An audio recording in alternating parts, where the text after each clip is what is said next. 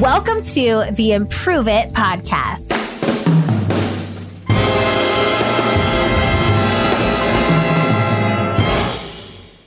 Oh my gosh, Improve It peeps. We are back today with more from Jess Joswick. If you missed the first episode with Jess, it's episode 149, The Reasons Perfectionism is Harmful for Leaders with Jess Joswick. Check that out. And I really wanted you from that episode to think about your own self when it comes to perfectionism. Are you leading with it? How is that impacting you? How is that impacting your team? And if you're not, oh my gosh, I'm so happy. But maybe you've been led by a leader who has perfectionism tendencies. And I want you to think about how that felt to be led by that leader. And I want us today to really take a look at how to identify perfectionism in yourself and your team. Jess is going to dive into that topic. I'm so thrilled to have her on this show. Jess is a business coach, and she has got some amazing tools to help you identify perfectionism in yourself and your team. So if you were struggling with the question from episode 149 today, we're going to dive deeper into this topic. Let's keep improving it with Jess Joswick. We're talking about owning your perfectionism, owning your stance in this perfectionism. We're talking about identifying it in ourselves and then identifying in the people you serve or the people you lead. And I love this so much. So talk to me about identifying perfectionism in ourselves. What are some of the signals to know if you're plagued with perfectionism? I use this alliteration with these words. But how do you know? What are some of the signals? And then I want to talk about let's start there. Yeah. How do we identify it? I love alliteration too. So yes, I'm loving that. So some things that we can start to identify for ourselves, if you're working alone or not really, is definitely sitting on projects.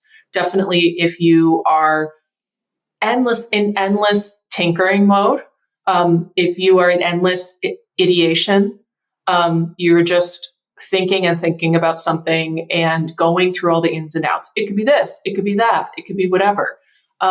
This happens so often with my clients, and I catch myself doing it too. We think that we need to have A+ work right out of the gate. But we just don't have time for that, and most organizations don't either. If we've got a bold new initiative or a new, policy to put out there or a new campaign, it's not going to get any better. There's a point of no return, of diminishing returns is what I mean, where, thinking about it and planning for it and all of this pre-work is not helpful and is not giving you more information than you would get from sending it out into the world and fixing the problems later. And so I think that we can really learn from the tech industry, not on everything for sure, but on the lean startup method and getting the quick start, get it out there, get the prototype basically out there and then debug it, and then fix the problems that you see. I love that. It's like building the plane while flying it mentality. Yes, exactly. The other thing I see a lot is kind of an all or nothing way of thinking about anything, really. Like, this project's success determines my own career trajectory. Like, if I don't, if this doesn't work, then I'm done. This is the end of the road for me. Black and white thinking is, again, we're trying to attain something that does not exist. And we're assuming that there's one way to do it. So, which is, again, 99.9% of the time is not true at all. Yeah. That is so awesome. I love these. I love the tinkering, the thinking. And I love that you said most organizations don't have time to deal with perfectionism. That is Huge. It's so big. And I will tell you, you're a small business owner too, like, I have learned that the hard way. I have Yeah. spent so much time just making a document beautiful. And truly, I think having a podcast, if I'm going to be real with everyone, has been the greatest lesson in letting go of control, because you have to give an episode every week. And sometimes it's not perfect and the show notes aren't perfect and the graphics need tweaking, but you got to put it out, And Exactly. so it is a for sure lesson in getting over. And I think it's, this my way or the highway notion that you mentioned, that in itself feels really lonely. Imagine, the possibilities for people out there listening who are perfectionists. When you can let go and you can build that plane with other people, A, it's more fun to celebrate the success, but B, you have more ideas to choose from. You don't have to rely on yourself as much, which is so interesting because it goes back to the conversation we had about ego. It's the ego thinking, oh, I know everything, when none of us know anything. We're all improvising. That's what I tell my team some days. I'm like, this is all made up. Like, we're making it up as we go. And that's what we teach. And also, every business in the world is made up. Do you realize that? And so it's so true. It's so true. People for years have had to let go of this idea of perfectionism. Otherwise, nothing would get done. But I really want this conversation to hit for so many people, because not only do we see perfectionism in ourselves, and we're hitting on those buttons right now, how to acknowledge that we are perfectionists, and maybe you're listening and none of these resonate. So good for you. Send this episode to somebody who needs it. Yeah. But let us know how you got that way. Like, what did you do in life? What was your childhood like? Made you so good at that. I love it. And then, okay, but I want to know too, how do you know if your team, someone on your team, because we have so many people who lead teams on this podcast who listen in and they want these tips. So Jess, we need you. How do we identify perfectionism from a team member? How can you identify that? So one of the clearest signs is long hours and just overwork. The cause of that can be a lot of things, but if it's just one person who's tinkering away with things, late into the night or on the weekends, or, bothering other people at strange hours, then we likely have a perfectionist at work here. And the approach that I recommend for all communication with your team is radical candor. It really is honesty about what the problem is, and not making the person, the human, the problem, but that the way that they're approaching their work is a problem for the company. And so really contextualizing the behavior rather than demonizing the person. That's really, really key, because again, they've learned that that's how they get success and are safe.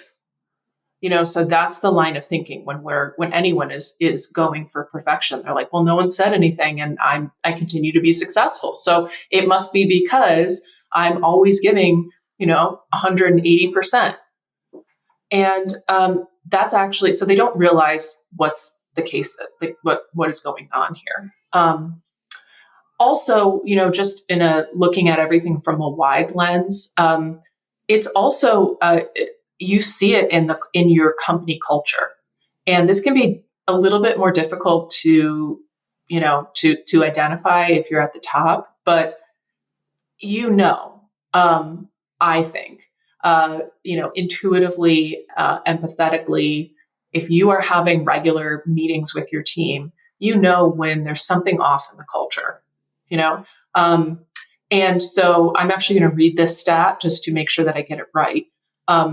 But in 2020, researchers found from studying 414 Iranian bank employees that workaholic behaviors such as perfectionism and work addiction strongly predicted workplace incivility, which that's a great phrase. workplace Yeah. incivility, hostility, privacy invasion, exclusionary behavior, and gossiping. So if there's, I don't think I've worked at a place that didn't have gossip. you Yeah.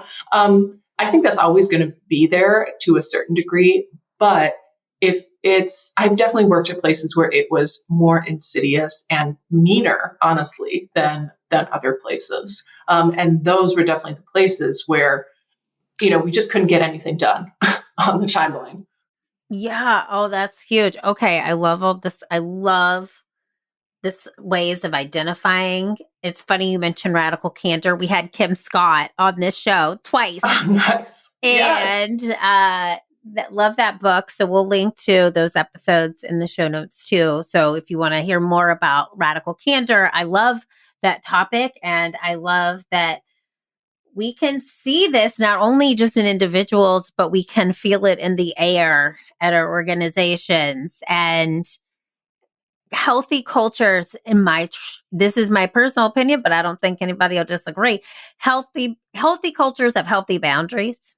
And I have worked for companies that have great boundaries, and I've worked for a company that had the worst boundaries. And I will tell you, perfectionism is just everything. Productivity, motivation, inspiration, innovation, all the vations are stifled when you don't feel safe and heard and seen and like you matter. If you feel like another cog in the wheel, just so to speak, like that is demoralizing. And that's where, when we think about just perfectionism, that's where I think, and tell me if this might sound true to you, but perfectionists can hide in those cultures. Yes, totally, totally. In the cultures where basically innovation stifled. Yes, because everybody is afraid. Everybody's operating from fear. So the perfectionist is like, yeah, I'm used to this. This is what work is supposed to be. You're supposed to be afraid that you're going to get it wrong, because that's how they operate all the Oh my time. God. Right? So, yes. How would you, okay, so let's say for the perfectionist listening today, who is listening and nodding their head like, this is where I work, they're talking about me, is this the Truman Show? What how could you assist this person and tell them it's so much better the other way around? How do you help this person get out of this rut? Yes. So, the first thing I would say is it's depending on where you are in an organization, it can be difficult to change the external. Difficult to nigh impossible. Yeah. Like, it's not going to happen at some places, and you can't operate to be your full self there. But if you are like, okay, it's me, I'm the problem, and it feels like it's only me. It's a Taylor Swift song. It's a Taylor Swift song. Yeah, I'm the problem. Yeah. Then I really advocate for going back to what your commitments are personally and professionally. Like, what is your commitment to your mission and your impact? And really get clear about that, clear about like what hits home for you. Why are you doing the work that you're doing? It's not just to run the next campaign really well or get this project off the ground or whatever it is. Like, those are all like relatively short-term goals. Your long-term goal is, what is the impact of your life? Really, like, just to put all of this into perspective, our jobs, our careers are such a big part of how we spend our time. And so if you don't have that, everyone has that, I argue. But if you don't know it, then you need to start articulating it for yourself. And once you have that, especially if you're a leader, you are able to you kind of realize the urgency, honestly. Like, well, this is what we're trying to do. Because you can make some concrete goals from that big sort of lofty like, this is what I'm doing with my life and my business statement. That's where I always start with my clients. Like, where are you going? What's your whole life about? Yeah. What do you want? And then we start, okay, well, what are your annual goals? So there are practical steps that come out of that, but you have to start with the big stuff. So because you've got the practical steps, you've got, where you want to be in a year or what your, company's revenue goal is, like, you can be like, oh, okay, well, we need to get on that. Like, we don't have more time. Yeah. Yes. So where is the breakdown in the way that we're operating? Like, where are we super inefficient?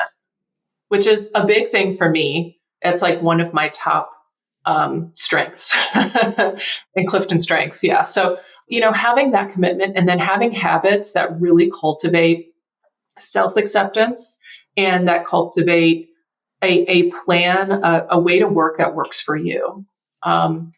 That is, a lot of us don't think about that because we're just on autopilot, again, of what we've learned in our careers, but we can actually design what works for us. Even if you work at a big company, to a certain extent, you can give yourself what you need to do every day.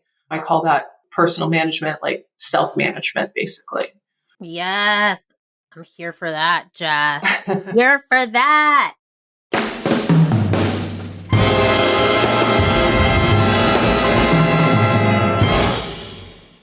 Improve It peeps. Jess is unbelievable. I'm loving this conversation. And I want you to take away some of the things that she talked about today, how to identify perfectionism in yourself, how to identify perfectionism in your team. And if you notice yourself doing any of these things, so really ask yourself 2 questions. The first question is, do I identify with perfectionism? Have I been in tinkering mode on any project? Have I been thinking about a specific project or task that needs to get off my plate?